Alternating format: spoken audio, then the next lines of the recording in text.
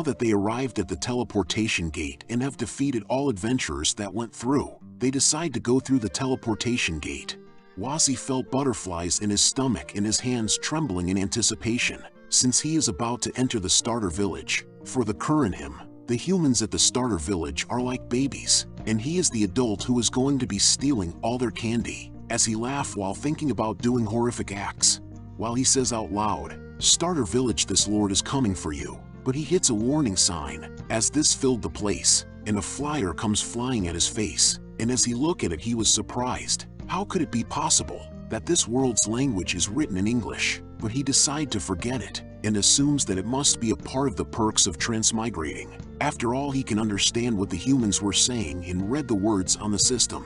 Meanwhile, at the starter village, an endless stream of people entering and exiting. Suddenly a high-level monster appeared, causing panic, but before it could kill anyone, it was dealt with quickly, while the arrows almost hit Wazzy. Now he remembers that villages and towns always have invincible NPC guards. Therefore he thinks of a way to enter the village. As he looks at Piggy, he got an idea.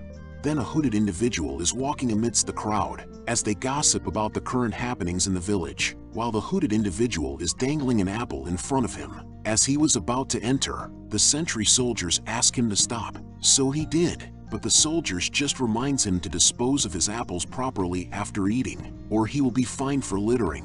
As it turns out, the hooded individual is Wazzy, wearing a mustache made from Piggy's fur, and using a robe from the mage that was killed by the Father Hawk, and is using the apple to guide Piggy forward, using its smell, as he taps himself in the back for being such a genius. In a change of scene, the center of the village is brimming with life, and with different variety of shops were available, such as a potion shop, weaponsmith, monster barbecue, and a library. While Wazzy is thinking that although he has seen this kind of scene multiple times while playing games, it's a completely different feeling being here in person, but he decides to find a place to collect information on how to change class first. While they were strolling, he noticed that everyone gathering around in a single place, so he went over to look what's happening. As it turns out, the newbies have gathered and was talking about how they couldn't go out anymore to level up, and couldn't collect ingredients for their class change. So now they're hiring a level 60 brave, but they lose hope, since a level 60 brave wouldn't be in a starter village to begin with.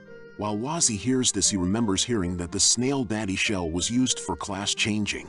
While the newbies are discussing on what would they do now, since the price of snail shells is now over 50 gold coins each, the rich people can still afford it. But what about them? And if they don't hurry up, they might just miss this year's class change ceremony.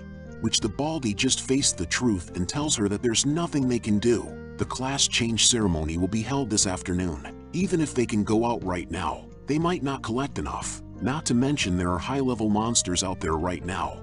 Which she asks why would they hire a level 60 brave to fight a normal mushroom. He answers that the mushroom monster wasn't normal.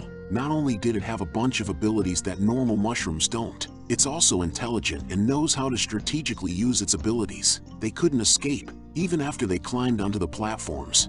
Hearing this, Wazzy now realizes why there were almost no more people showing up, and it's because he scared them all away. But it's also a good thing he never met the level 40 brave, and not to mention if they somehow really hired a level 60 brave. After receiving all the information he needed, he decides to go now, but unexpectedly he trips, and now their cover has been blown, and they are exposed for everyone to see. So he cowers down as he fears that the people will call those sentries by the gate, but he was ignored. While the newbies wonder whose pets they are, and the owner must be very rich to be able to buy these monsters since their popularity has been skyrocketing recently.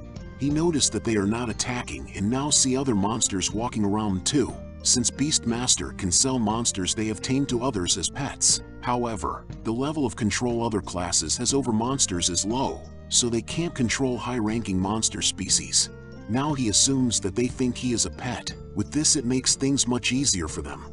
Therefore, he follows the most familiar-looking character he saw and blend themselves as a pet. And before they realize, they are now at their destination, so they leave the group to go to the village's head. Now that their goal is up ahead, they can't be seen walking around all alone without a human, so they follow the next human who walked past them. As they were too busy conversing about meeting each other coincidentally, Then the black-haired adventurer was wishing he had chosen to become a priest instead of a beastmaster, since the biggest guilds are constantly recruiting priests and healers for their teams. Which the orange hair responds that he is looking down on them beastmasters, and reminds him that the strongest beastmaster, Lord Barbaro, is ranked 3rd in the entire Brave mainland. He's only ranked behind the Sword Saint and the Elemental King, those two legendary figures, and it's said that even angels and demons were subdued by Lord Barbaro, and they should also try their best, and maybe one day they can also tame a powerful high-ranking monster. Which the black hair wasn't too optimistic as him, as he states that the angels and demons are beings that are untouchable to even high-level braves, and he wonders what level Lord Barbaro has reached to actually be able to tame them, and as for people like them, they are more likely to win the lottery than reach that level. Which the orange hair asks where is his ambitions, and advises him to dream big if he wants to achieve more. While Wazzy was just now informed that there are angels and demons in this world.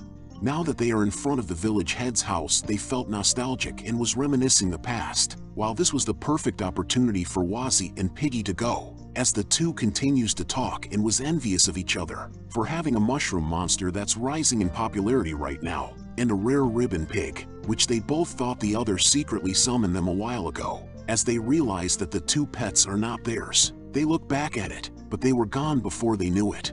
Meanwhile, the newbies are waiting outside for the village head to appear. As they are starting to get impatient, the door finally opens, and the village head named Broccoli emerged from the dark while he was barely holding himself to stand, and was apologetic since he overslept, but the newbies still respected him, so they greeted the village head. Then he orders them to go inside, so they did, while Wazzy is now in his robe, and was thinking that this village head seems to be a little senile, so he should be able to sneak in without him noticing. But as he was the last one to enter, the village head stops him. While Wazzy thinks his cover has already been blown, the village head tells him that outside food is not allowed in the house, so he took their apple, which Piggy tries to revolt, but Wazzy managed to stop her. Now without the apple they were struggling to navigate the place, but they still got through from the dark hall. Then Wazzy was amazed to see the divine tree in front of him, and the 1,000 of books that is gathered here, and this made him think. Looking from the outside, he thought this place would be like a small wooden hut. Who would have thought that such a majestic tree exists here? Then the village head tells them to put the materials in front of the divine tree mother so they can start. While Wazzy asks himself, wasn't the village head behind him, and why is he suddenly so energetic? Then the village head asks everyone to bring their materials out and pray to the divine tree mother. She will be the one to help them unlock a class based on their talents, and once the ceremony is over, they can come back tomorrow to find out what class they unlocked. So they did what they are told, but the village head noticed that Wazzy is just staring, and advises him to quickly bring out his materials, which he was hesitant, and asks if he can use other things as a replacement, since he has something more valuable than a snail shell. Which the elder says no, and clarifies that other than snail shells, he doesn't need anything else, and asks him if he is here to cause trouble. Wazzy retreats, as he noticed the village head is like a completely different person, and wonders why he is so determined to get snail shells, while the system appeared, and informs him about the previous mission failing, so a new mission will be issued, which annoyed Wazzy since he is in trouble right now, so he talks to it irritably, but the village head hears him using Monster's tongue. So he approached Wazzy as he states that humans can't hear them when they use Monster's tongue to speak to each other, and asks him who he is. As Wazzy was still talking to the system, he asks what does he means by Monster's tongue, but the village head suddenly vanished, as he appeared in front of him and was about to strike, while the system issued the new mission, so they were teleported before the village head could kill them. Now they are suddenly teleported to the penalty space. Wazzy wonders what happened, but he soon realizes where he is, so he asks why he is getting a penalty for not doing a mission, which the system explained that because he has continually refused to do the missions given by the system, he has entered the penalty space, and his goal is to jump up 10,000 platforms, and if he fails to complete this within the time limit, he will be penalized with death, which the timer has started counting down. This greatly annoyed Wazzy as he curses at it for being a petty son of a bitch, because it never mentioned there was a penalty for declining missions. But the system is still ruthless as ever, as it doesn't care, and just wish the player all the best, and it recommends the player to start moving as the timer has started, which Wazzy shouts at it to get back, but he soon realized that it was useless to shout at the scammer system, as he wonders what to do now, since he has no choice but to do this. If he doesn't, he will die. 10,000 platforms in 1 hour. That's almost 3 platforms a second, so he has no time to waste. He then orders Piggy for them to go, since they have to make up for the time they already lost. While he looks at the platform, he was thinking that with his mushroom bash, getting up by a few platforms at a time is possible, so he used it and was successfully at the nearest platform he could jump to. Then he asks Piggy to quickly come up, since their life is at stake. But Piggy was just circling around and was trying to tell him something. Now he realized that Piggy couldn't jump that high, so with no other choice he carries Piggy on his back. Now he successfully was able to jump on few platforms already, but this puts too much strain on his body, so he was thinking to rest, but he knows now is not the time for a rest, so he took out his potions to keep going. After that he started to leap again, but while they are in the air, Piggy sneezes. This made them fall few platforms, which they received damage, so he is thinking if he misses his jump a few more times, he might just die before the time is up. And looking down, it doesn't seem to have a bottom in this place. It was a good thing they landed on a platform, otherwise they would instantly fail. He then tells Piggy that was too dangerous, and advises her to warn him before she does that next time, or else they are going to fall down again, which she claims she understood, but he knows that she doesn't. Then several mushroom bash is used, and potions devoured as he jumps through the platform without stopping. He made progress slowly but surely, while his mushroom bash was leveling up since he has been using it continuously. While he was thinking that even though it's hard, carrying Piggy while he jump is quickly leveling up his mushroom bash, and as the level gets higher, he can jump higher, with a shorter cooldown. Right now, he can pass 10 whole platforms with a single leap, and before he knew it his mushroom bash reached level 10 and they are now in front of the last platform, while there is still 2 minutes remaining.